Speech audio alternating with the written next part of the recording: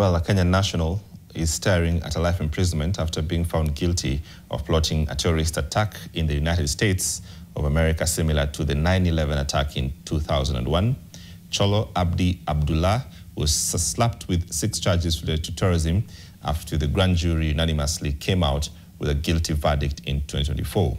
Abdi is said to be an operative of the terrorist organization Al-Shabaab and was arrested while in the process of planning to hijack a commercial flight to kill Americans. NTV's Kevin Mutai tells us more.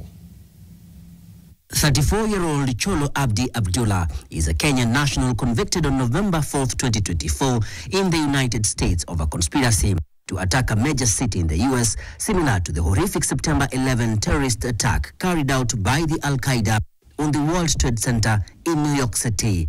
Manhattan's federal jury found Abdullah guilty of 6 charges, which include conspiracy to provide and providing material support to a foreign terrorist organization, conspiracy to murder U.S. nationals, conspiracy to commit aircraft piracy, conspiracy to destroy aircraft, and conspiracy to commit acts of terrorism transcending national boundaries.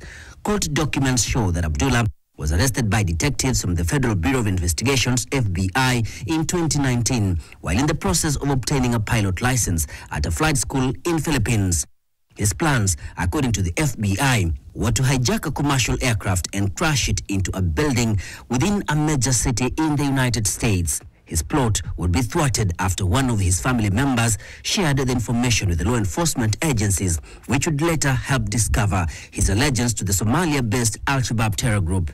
The prosecution also told the court that Abdullah had been trained by the outlawed Al-Shabaab terrorist group in Somalia, learning to use AK-47 assault rifles and obtaining the knowledge on how to make deadly explosives after joining the radical Islamist terror group in 2015. The U.S. authorities have also linked Cholo Abdi Abdullah to the militants responsible for the Dusit D2 terrorist attack in Riverside, Nairobi in 2019, where tens of people lost their lives and scores injured. The United States District Judge, Analisa Torres, adjourned his sentencing to give room for nomination of a defense team after his request for new lawyers to represent him.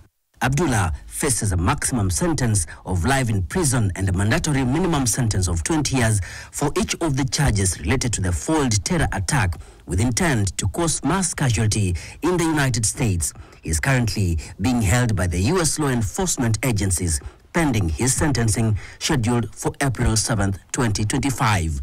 Kevin Mutai, NTV.